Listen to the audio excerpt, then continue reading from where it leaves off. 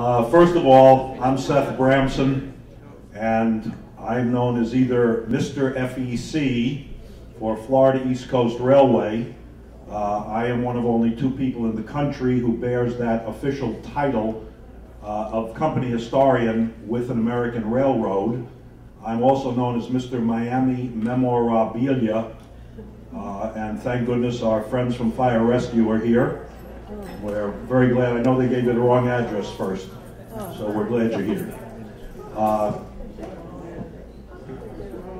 I am here in Miami come August for only 64 years. And for every one of you that's an aspiring writer, write, and don't be afraid. But remember that when you decide to write, you have to have an idea or a thought, as Bernie did, of something that is going to be saleable. And the gentleman asked a wonderful question, well, why didn't the publisher just raise the price? And the answer is very simple, because the publishers are well aware that in economics, at every $2 step, you lose more and more people. So that when Miami's walking fountain of misinformation and the Queen Bee connived Cushman's school into doing a hardcover book that sells for $89.95, how many copies did they sell? Whereas when the city of North Miami Beach came to me, and the city of Hallandale, and I'll finish the Hallandale Beach book on the 14th, and we sell it for $21.50, including the tax, and what it cost them as opposed to what it cost Cushman is 1/7 of just the cost. So you get an understanding of what the economics are. Ladies and gentlemen, it's wonderful to be a self-publisher, but let me give you the other side. How are you going to market it? Who are you going to market it to? Who's going to store it for you? And how are you going to ship it?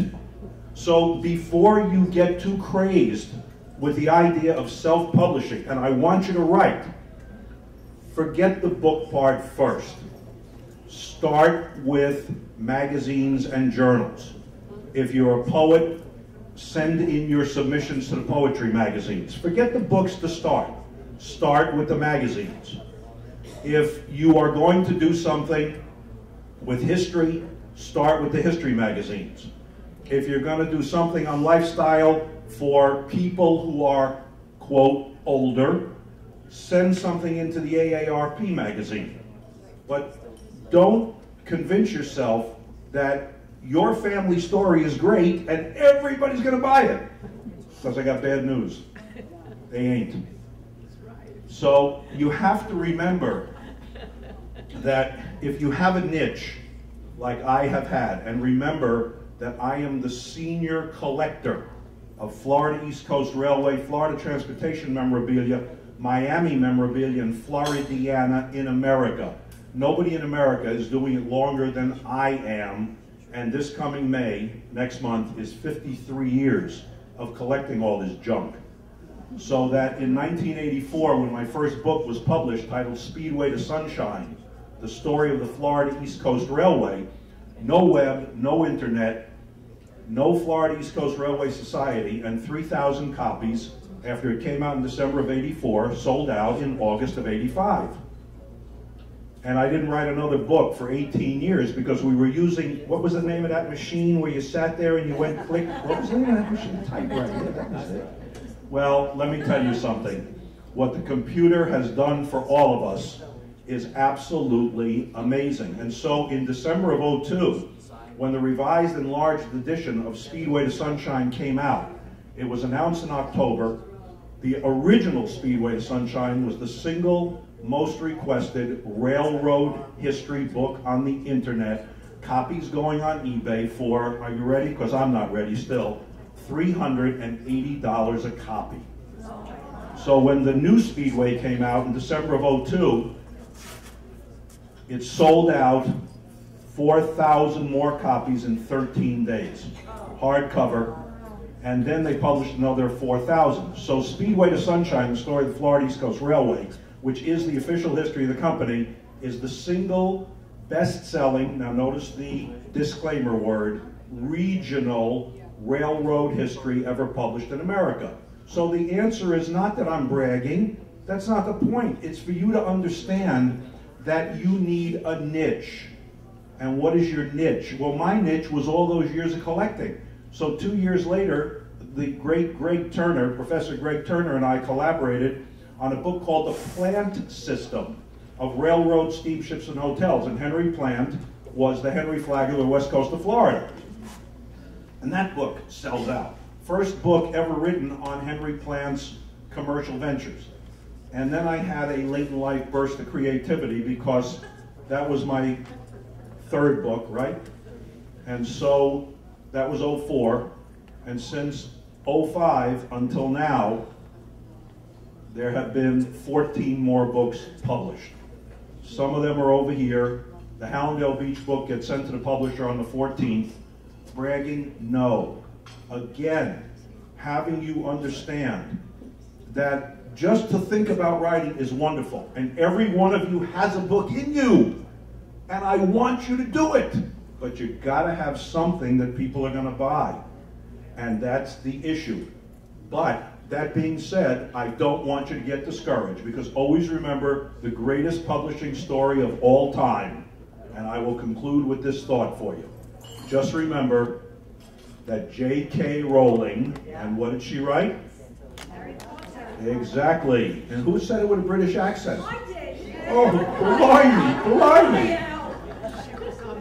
Do you know that she submitted to 19 different publishers before she was accepted? Above all, never get discouraged. Ladies and gentlemen, thank you so very much. Thank you. Thank you. Now, unaccustomed as I am to public speaking, I will be delighted to answer any questions, and I see one of the ladies here had a question. She was on welfare in England, you know, before she did the Harry Potter books. God bless her. She was very, very poor. Right. She was on the equivalent of welfare. Absolutely great for her. She's richer now than Queen Elizabeth. Oh, no. And she's very rich. God bless her. God bless her. Any other questions?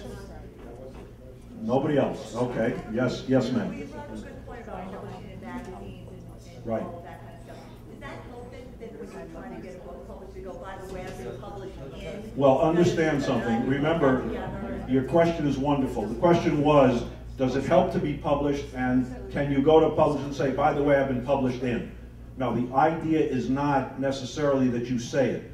It's that you are sending in articles. Right. So that when I am able to say now, and I've been very lucky, I've had the publishers come to me. That's very unusual, but because I'm so niche oriented with Florida history.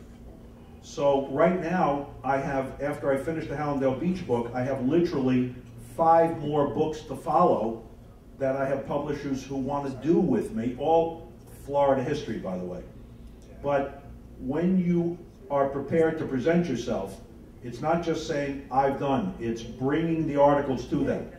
And here are the articles, and here's what I've done, just like when you get a job with a magazine. You go, or you teach journalism at a college or university. You have to be able to show them what you've done and what you've had published. Not, remember, publishing yourself is great, but you want to be able to show them what you've done with a brick and mortar publisher. And that's very important. Okay? Well, thank you again, and this lovely lady who's done another wonderful book is next.